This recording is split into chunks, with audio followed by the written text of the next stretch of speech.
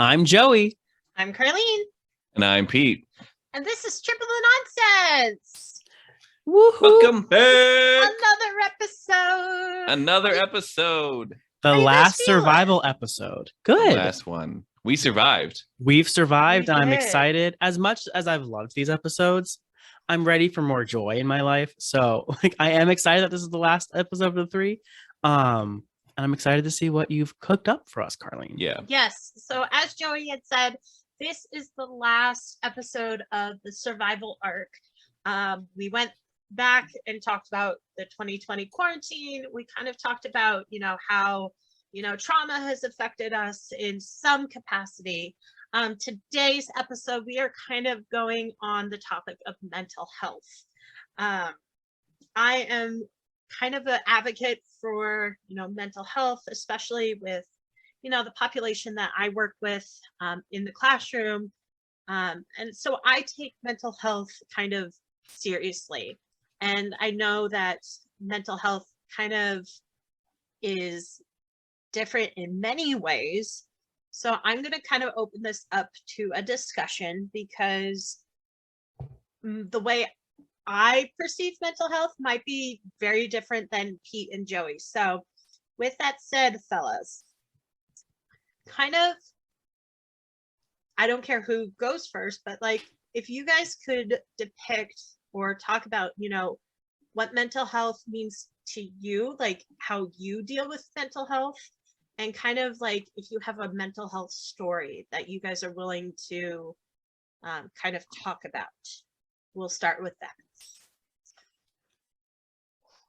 By mental health story, do you mean like a specific incident, or do you mean just like how we deal with mental health in general? I just want to make sure I answer the question how you intend. So I mean, we can start with your story. So if you've dealt with, any form of mental health, if you have a story that kind of has impacted you in a certain way, we can start there, because then later on we're going to kind of talk about, ways that we, deal with that we give each other I say give each other, but give yourself self-care and help manage that. Got it. I mean, the biggest thing for me, and nothing's been clinically diagnosed or anything, but my biggest thing as far as mental health goes, is anxiety, which I think had in some form, but always because society's men can't have feelings, don't express your emotions, those sad things, bottle them down, it's fine. So I think for the longest time, I'd always be oh, I'm just having a sad moment, I'm fine. I never really dealt with it. Because I didn't start going to therapy until August of 2020. So still pretty recently, actually taking care of it. Mhm. But for me, and it mostly, and thinking back to childhood and life still, mostly manifested in friendships and relationships being am I being annoying? Do they actually want to hang out with me? Why are they friends with me? And anxiety slash negative self-image thoughts kind of went hand in hand. So it's definitely been a journey that we're obviously all still on. And I've come a long way to know that I'm dope, and people who are friends with me and talk to me aren't faking it, because at this point in life, if someone doesn't want to talk and hang out with you, they just won't. So that's my biggest thing, is just we're an anxious dude, but hide it with humor, as we know and have talked about in the other episodes. So for me, it's pretty similar. I've got anxiety. I always I feel like there's something I'm forgetting that makes me anxious. But I also deal with bits of depression. And I also have and this has been a lifelong issue, just chronically low self-esteem, even though especially with where I currently work, I know I'm the best person for the job. And it's a weird kind of at odds issue.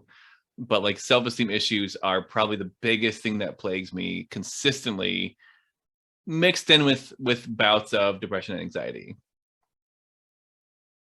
I would kind of go off the same thing as you both. It's not clinically diagnosed by any means, but I would have to agree, I have anxiety of, the unknown, where the workplace that I was at almost 3 years ago, I've experienced like, my first panic attack because of, this situation. And luckily I got out of that situation. But since then, I've just been a very anxious person that, if somebody comes into, my classroom, for whatever reason, I start to panic a little because it's like, why are they here? Did I do something wrong? Or they're just coming to, check in. With also kind of a little bit of depression because of that, self-image. I have experienced very low self-esteem, which I've been working on, as you both know, and viewers and listeners who have been following along have seen.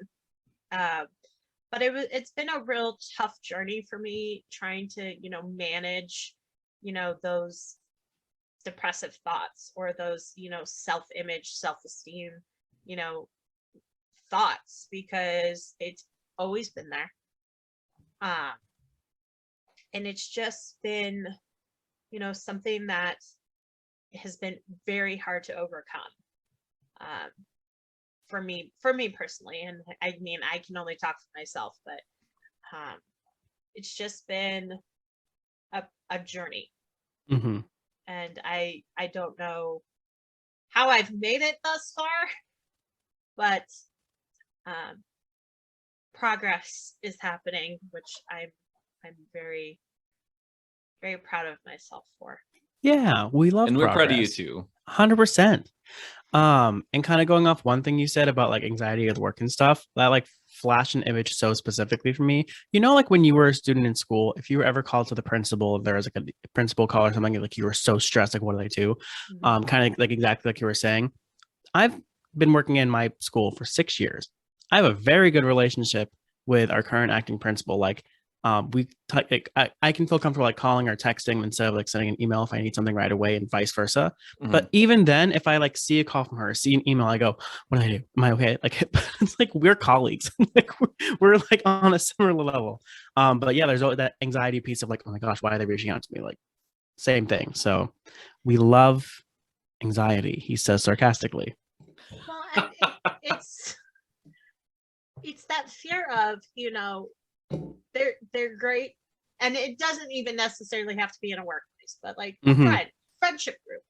It's like they're great, they're doing awesome. You're having that, really friendship relationship, but then all of a sudden, flick of a dime, something's going on, and then you get the anxiety of, did I do something wrong? They're not talking to me. Did I say something like incorrectly? It's like I know that. But I know that, I thought I did everything correct, but it's still that like unpained like feeling. Yeah, like that self-doubt of like, I don't think I did anything wrong, but did I do something wrong? And like you start to question every decision you never ever made in your life. Should I have said that thing in third grade? Oh no. Like, I get the it all feeling comes that rolling back. a lot of our anxiety stems from the fact that like we all want to be like as good as possible and as useful as possible to other people. And so we're like, did I do something wrong equates to like, did I let someone down? 100%. Yeah, for sure. That's where I'm at. Like Luisa from Encanto.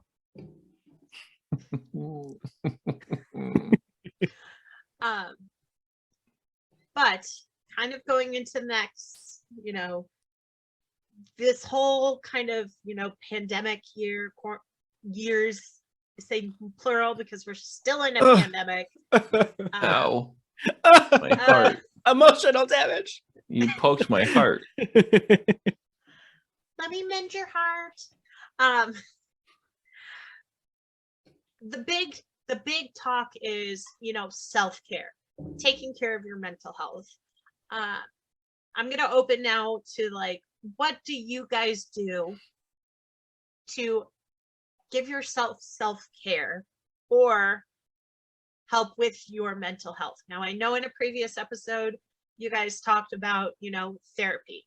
I kind of want you guys to bridge out of, that therapy realm and really Mhm. think about if there's other ways that you take time for yourself, help with your mental health, self-care, that type of One thing just came to mind immediately, and I'm assuming we can each talk about like multiple things and bounce back and forth. But Mhm. because we've been talking about work so frequently, one thing I like for the first 4-ish years of teaching always prided myself in was like being able to respond to emails quickly and like always having the notifications on my phone, and like even if it was 10 p.m. if a student emailed, like I have to respond right away, like whatever.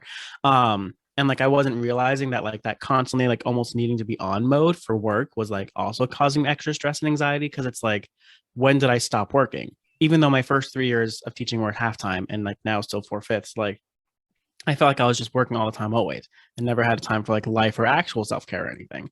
So I remember when I first started going to therapy, sorry to talk about therapy, but my therapist was like, well, have you tried turning off the notifications for your emails like when you're done with work? And I was like, no, like what if someone needs me? And he's like, when you're not working, you don't have to work. And I was like, huh, what a concept. So like for a while I did turn the notifications off on my phone for emails, which was great.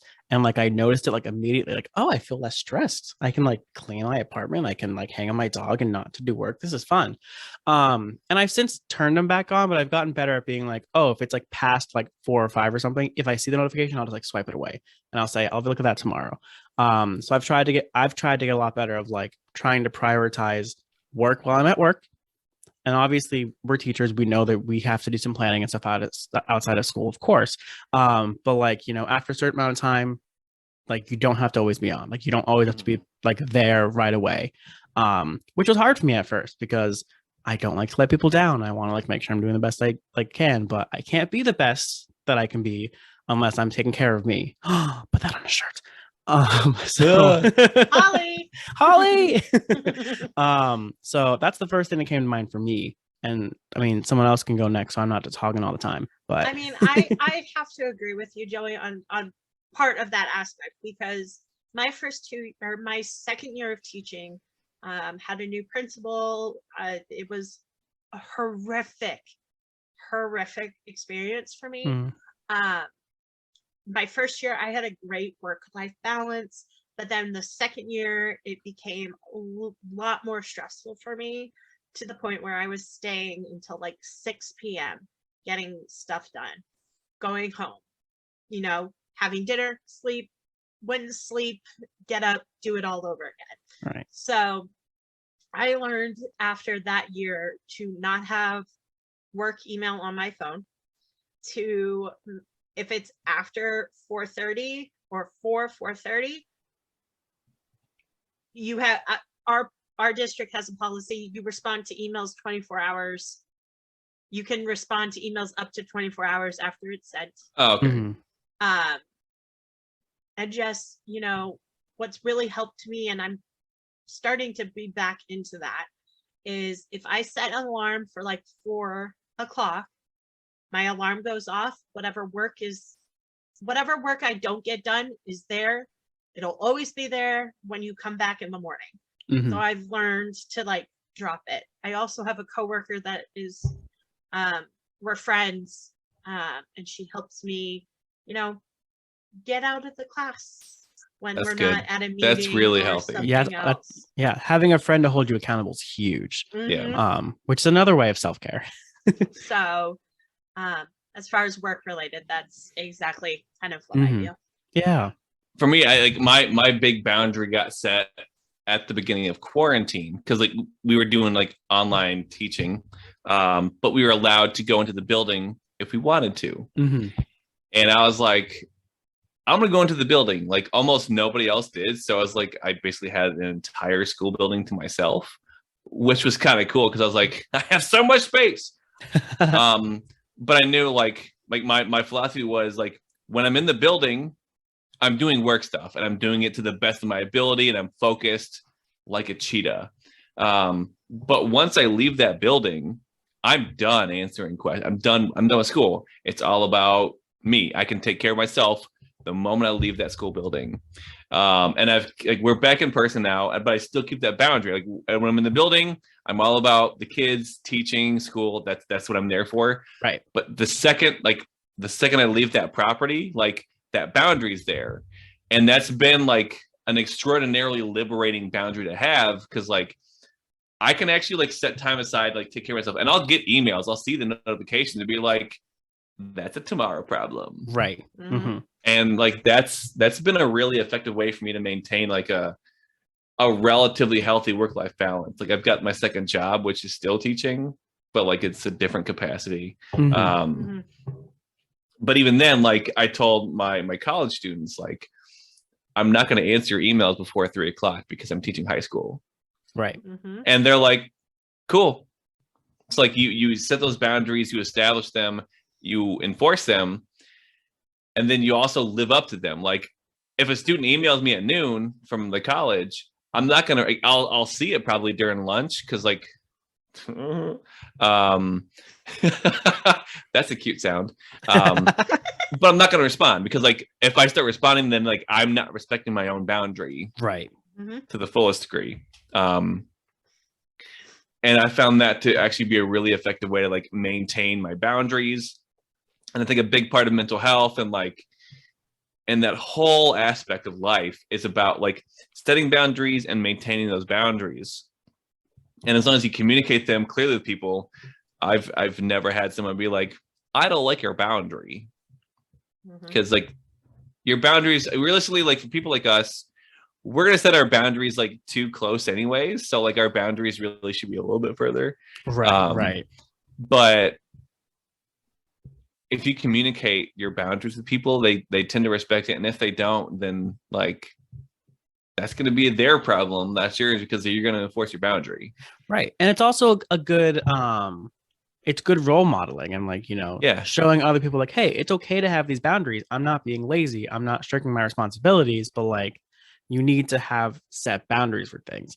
And especially in being teachers, which we all are, it's really good. That's great to like demonstrate for students like, hey, it's okay that like when you're done with stuff, or like when you finish homework or whatever, like don't check your email, like read a book or go outside or whatever. Yeah, I tell my students like, hey, when you're done with the assignment, because I've got an online class still, I was like, when you're done with the assignment, you don't have to stare at my dumb face, because that's a waste of your time.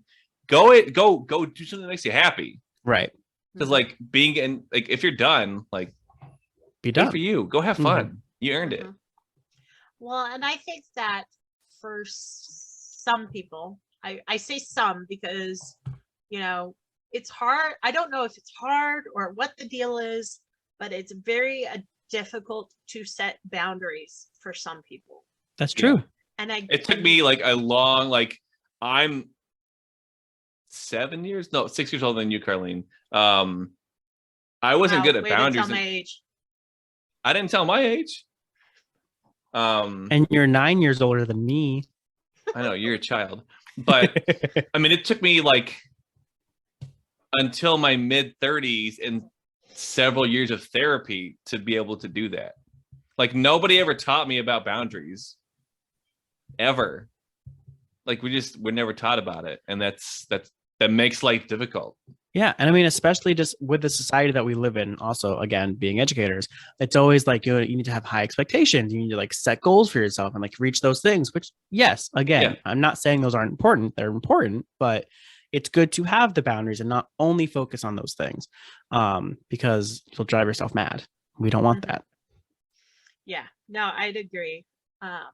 So on the opposite side of work, so setting those boundaries, making sure, you don't check those notifications, from work emails, or don't have work email on your phone in general. Right. I don't. Yeah, I don't. But what are some other things that you guys do, beyond like school related stuff that you do to,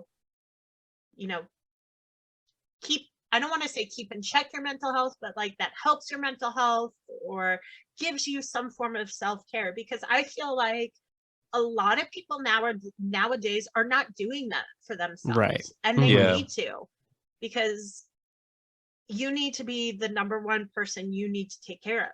Yeah. I mean, It's plain and simple. Mhm.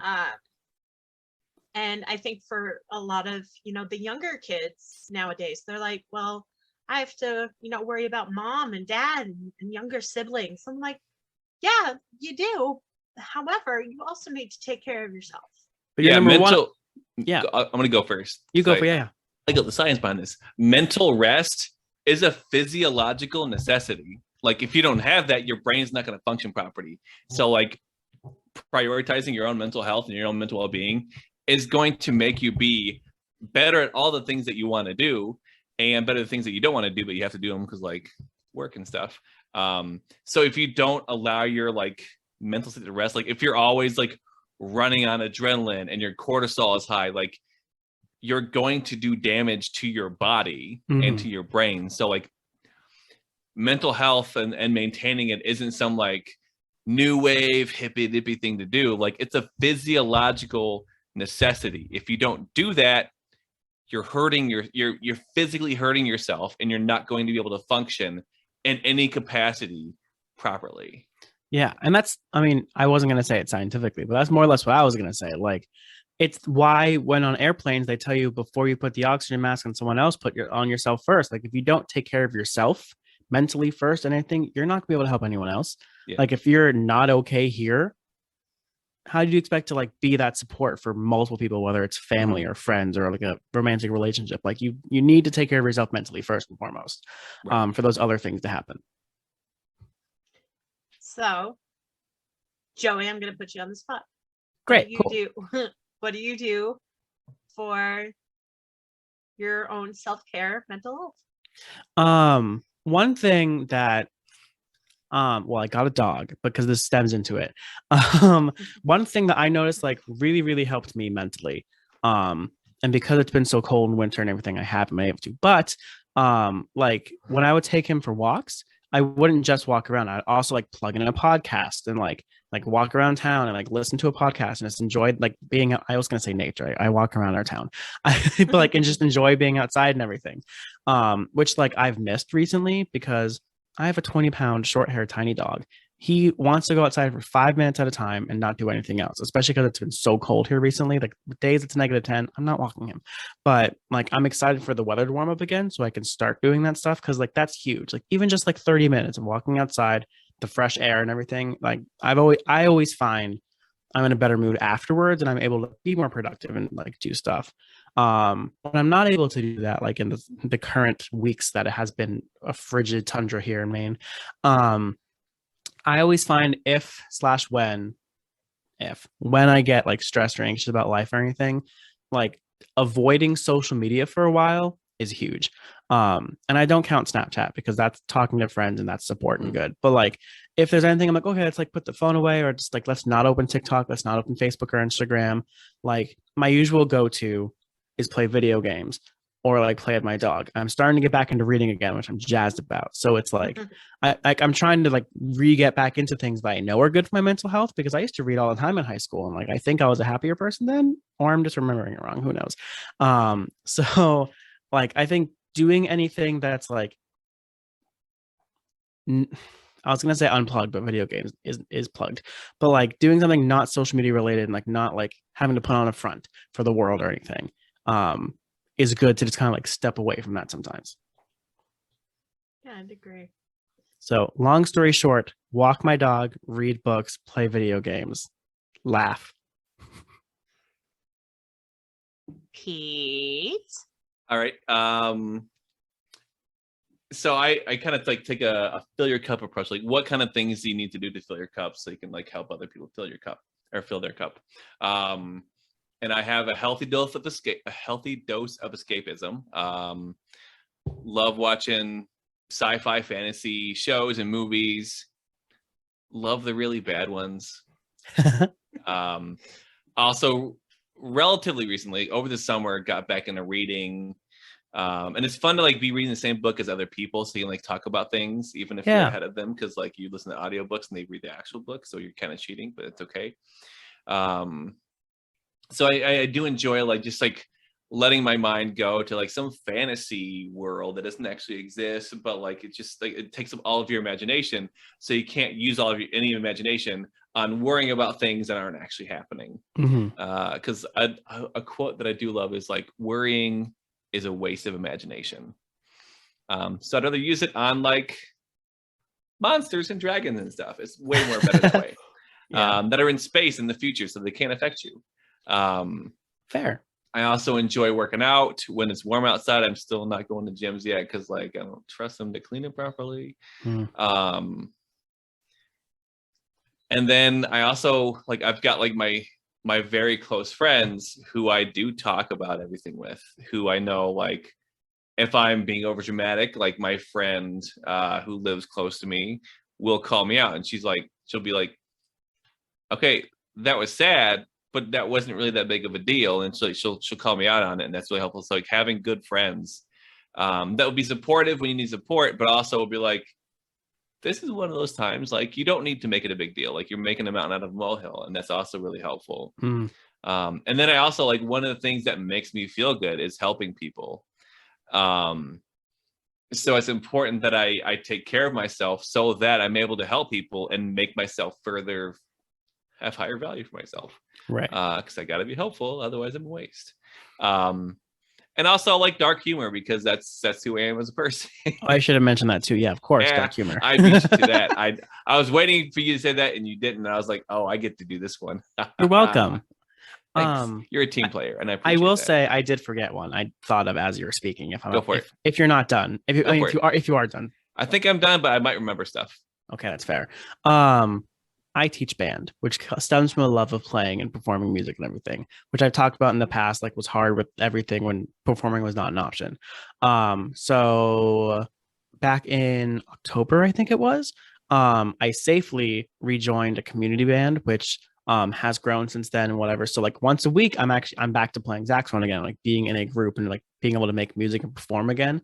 Because my first, even before COVID, besides the occasional like pit gig and stuff, I really like kind of like lost that performing aspect of myself and just went straight into teaching and like that side of performing, but not playing myself.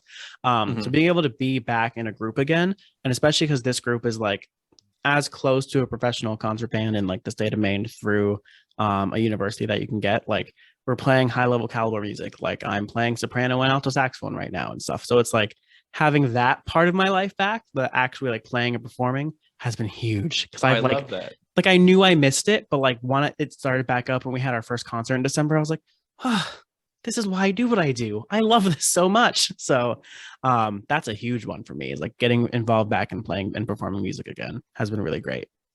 It's actually remarkable how big of a role music plays in like our own like mental lives. For sure. Like one, like musicians, like they're poets, but with rhythm and a beat. And like most feelings that we feel have been put down on paper with some music behind it. And like if you can find the song that goes with your feeling, like that can really help you process it and just be in that moment and live in that, sometimes that beauty and sometimes that but music is so good. And a few years ago, my students, they went through like a huge traumatic event, and we spent like a week working on mental health stuff. And one of the things I had my kids do was lyric art, because like a lot of them process their feelings through the music. Yeah. And so I was like, pick a song that like just is resonating right now and write the words on paper, but don't write them, draw them, make them art. And I showed them a song from a Pink Floyd song, because I'm old. You guys might not know about Pink Floyd. We know Pink Floyd. Because they're legendary. Did you notice the eye roll that I gave you? Because I just had to say them because they're legendary. They transcend time. But my song was I Wish You Were Here, and I made word out of it. And they were like, wow, that actually makes us like see what you're feeling. And it was not my words. It was the words of the song. Right. But like you can actually like music helps you actually like think of what you're feeling, but in like a poetic but very clear sense. And it's just a very like music is like a very, very deep thing for me and for a lot of people. So I think music is a really big aid in processing any kind of like feelings that you're having, and it's really good for your mental health. Yeah, one of my tattoos is a saxophone that says, "Where words fail, music speaks." So 1,000%. Oh yes, absolutely. Wow. Well, and I'm gonna add on to that, Pete, because if you guys follow me on my personal Instagram, from time to time, I will post a Instagram story with various songs, and it's basically kind of what, you know, Pete had just talked about. It's like the lyrics and the word, like the lyrics and the music, you know, when you really listen to them, it is so powerful. And I saw a TikTok from somebody, and it's like, if somebody sends you a song, really take a listen to that song, because they are trying to tell you something. Mm-hmm. And that in itself was really powerful to me, because, you know, I send music countless times to various friends and being like, listen to this. And some of my friends are like, did you listen to the lyrics? I'm like, yeah, that's why I sent it to you. You understood the assignment. You understood the assignment. There's a method to my madness. Yes. Yes. But definitely music has been, you know, a huge impact on me, mentally, emotionally, that sense. You guys basically have like covered everything from like reading, something for me, that kind of just goes for me, has really been dance. Sometimes when I get home from like a really garbage day, I was gonna a PG podcast, a really Challenging garbage, day. like challenging day. I like that better. Garbage challenge, you know, tomato. I would just, you know, either put on my Spotify or, you know, find something on TikTok and just dance. And I never did that before until 2020. Mm-hmm. And it's been really impactful for me. What I also like to do, and again, if you follow me on my personal TikTok, every week I try. I say try because it's hit or miss. I try to do weekly encouragement videos, and you wouldn't know it unless I say it, which I'm going to say to you guys and the listeners and viewers now. But I take kind of what I'm going through or experiencing that week or that prior week, and I put it to have an encouraging spin to it. Right. And for me, I feel like that's really helping, because it's like that self-talk. Mm-hmm. It's like, you're great. You're impacting people. You're motivating people. Just remember who you are. And that in itself has kind of helped me with my confidence and self-esteem. Because I mean, people could say things and it's awesome.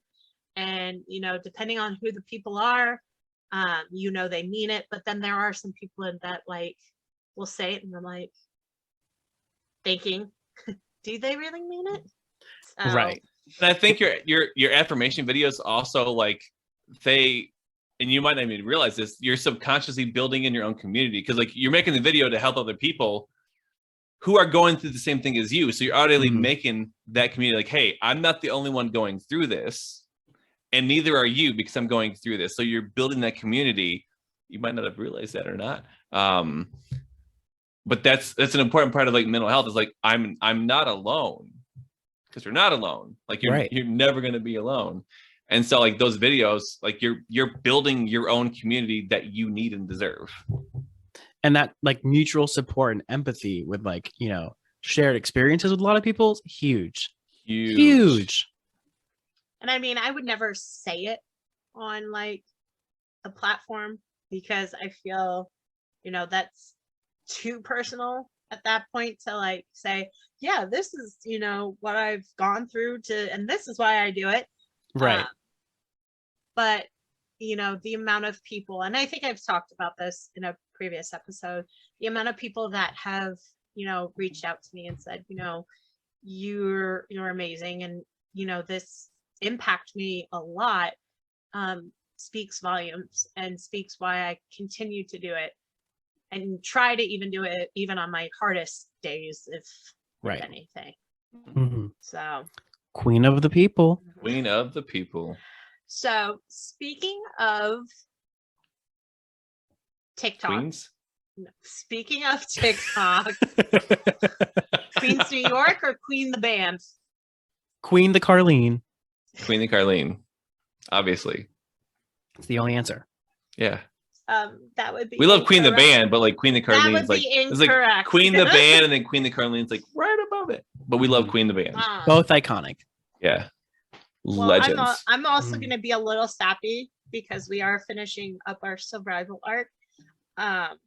This podcast. Got to get ready. For those just Uh, listening, Pete and I have donned our hoods. This podcast has really helped me emotionally and with my mental health. I don't think the two of you understand. So I don't think I would have had the courage to start a podcast if it wasn't for the two of you. I want to put that mostly on Joey because like No, I don't with have the two of courage to you. do anything like this. I'm asocial. This is yeah. No. Yeah. Well, and Um, I'm saying the two of you because you guys have continued to be in my lives every Friday when I've gone live, just been there and the fact that, people like Santi and Jamie and Janae and Getting shout outs. Hillary Wow. have, pushed us to even start the podcast. But we talked about it, but we actually finally put it into action. Yeah. And I think that has,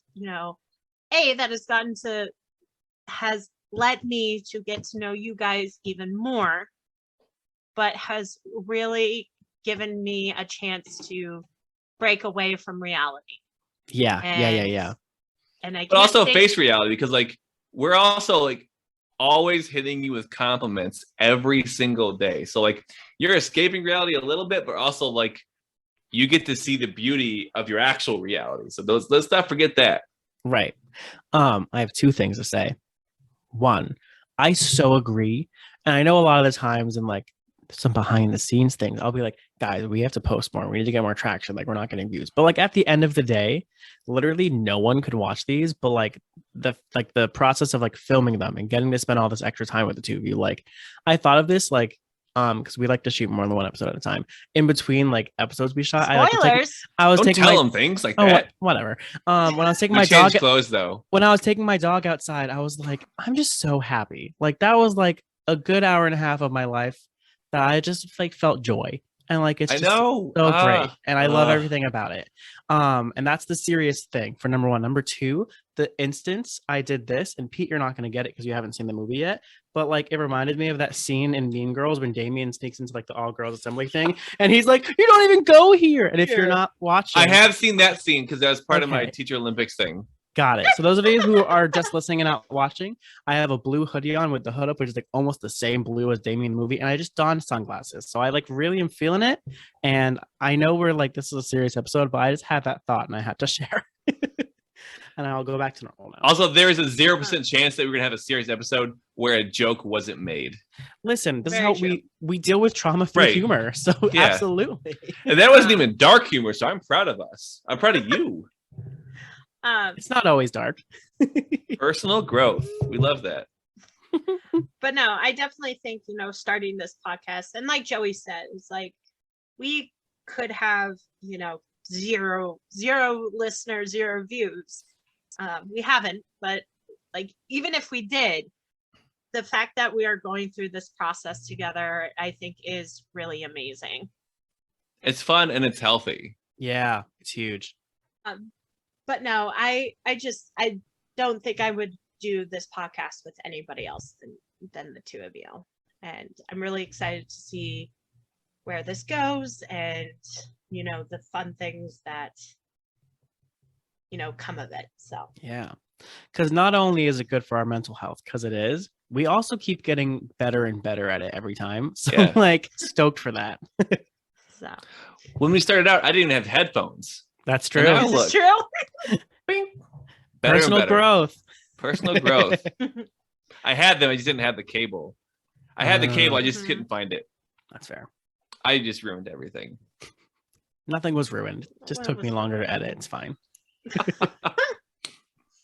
So the only other thing I'm going to mention is, you guys, we will continue to be broken records, but I think TikTok has also kind of been a real good source of self-care / use of mental health, only because it's an outlet. It's a platform that you can, do the things you want to do. For me, it's, putting out a TikTok dance or that inspirational video. For Joey, it can be, his popcorn karaoke or doing a funny thing with a trend. Pete, everything with toast, or even a trendy video that, could cause My a dog is a scar on your celebrity. I get forehead. it. It's fine. Or the occasional dance. Yeah. The very occasional dance. That's Or not my the jam. occasional I have no dance. Or- rhythm. It's all or about Toast. Toast doesn't dance either. So Or the trend you're going to get ready to do with Joey. True.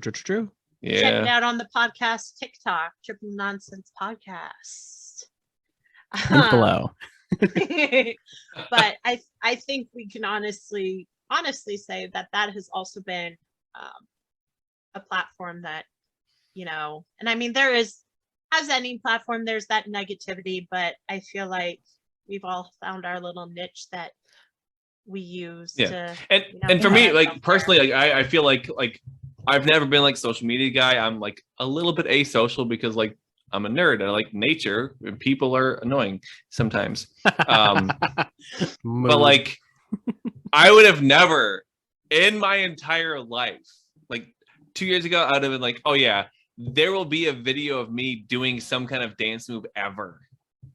I was like, There's a this couple. We got a body it will roll. not exist. And they do. No, There's they a do. really bad body roll, but I did it. It's decent. It's not really bad. It's decent. It's not the worst body roll I've seen. I give you B plus. I mean, there's That's been very people nice. that have I'm done thinking worse. like B minus. No, B plus. Solid B plus. I would the agree You're a plus- very with kind Joey. grader. The plus is because you actually tried and did it. You didn't just give up. You I didn't did. you didn't phone it in. You went for it. I You didn't commit. pretend. You didn't do like Everyone who knows me does know like if I'm going to do something, I'm going to commit to it. It won't necessarily be good, But that's mental health. but it will be 100% me, So not 80% me. Pete, I'm gonna put you on the spot right now. Get up and do a Okay. body roll right now for the video. Oh, Fun. what? Fun. Oh no! All right. Well, I mean, man's it. Here we go. I'm sorry, listeners. So listeners, you cannot see this, but I just Oh, challenged God. Pete to a body I'll roll. I'll narrate it. So he's backing up slowly. He's embracing. He's feeling shame. Oh, he's laughing. He's not ready.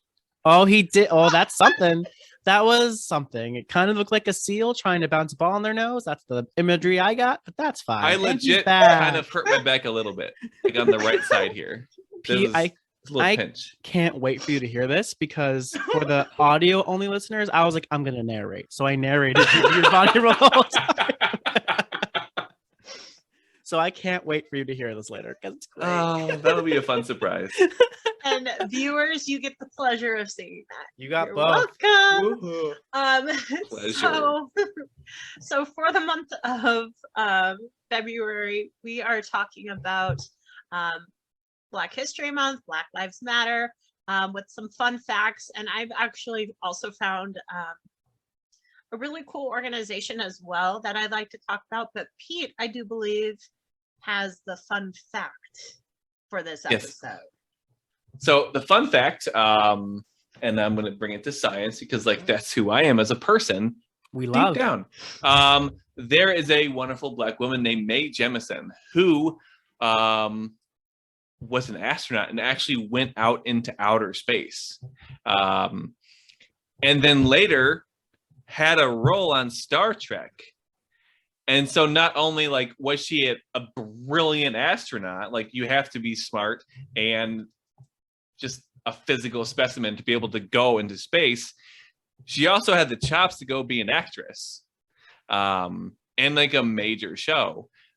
So like there is an astronaut who is an actress as well, and we love that. Mae Jemison, Check her out. She went to space in real life and went to space on TV. Right. Love And to explored see it. more frontiers. The final frontier. And then I'm just going to add in, I've did some research and I actually found a organization called My Brother's Keeper.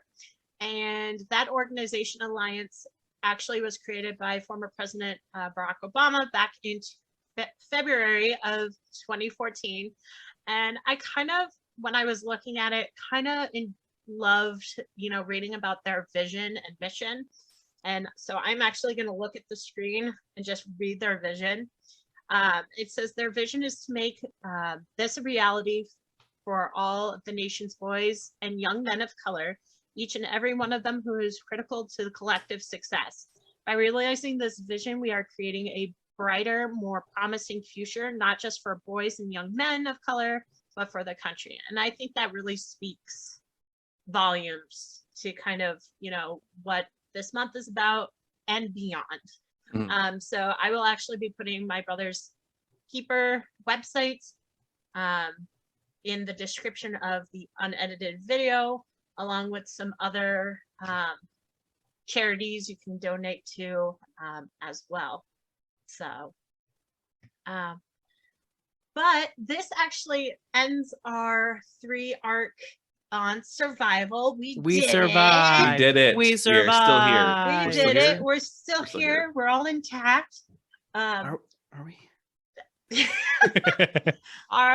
Just to give you guys See a little foreshadowing, our next 3 arcs our next 3 episode arc is going to be about friendship. We love friends. The next episode you guys are going to see, we are bringing in our first guest of the podcast. Woo, woo, woo, What? And we're super excited about that. And then the following episodes, we're going to also bring in some of more guests. More guests. You get a guest and you get a guest. So we are super excited for you guys to see those next 3 episodes. But make sure that you're following us on all of our social medias, on Instagram, TikTok, Anchor, Spotify. Watch the unedited version of the podcast on YouTube. You can find us at Triple the Nonsense on Instagram and Triple the Nonsense podcast on TikTok. Other way around, I think. Backwards. Yep. You got it backwards. Triple the Nonsense podcast, Instagram, Triple the Nonsense, TikTok. On TikTok. But yes. It's all linked below. You're doing great. Below, yeah. Triple the Nonsense. You guys can find us, our personal TikToks on the page as well. I think that's it. Yeah, and don't forget, on all of those things, feel free to leave comments, interact, let us know what topics you'd be interested in. Maybe you have a great idea for a 3-episode arc. I think this 3-episode arc was a suggestion by, was it Janae? I think I already mentioned this before, but it stemmed from other ideas and talking and stuff. So you could help decide you can help us to talk about. Janae actually gave us the inspiration to add the fun facts for Black that's Black what History. it was. Oh, okay. I knew there was some idea that wasn't ours. But we have been taking some of your suggestions and putting them into use for even more future episodes. So please be on the lookout for that. And yeah. And I think we did it. We did it. We did it. So on that note, I'm Joey. I'm Carlene. And I'm Pete. And this was Triple the Nonsense. Oh, Pete stole your thunder. See you next week. Oh, I thought we did the thing together.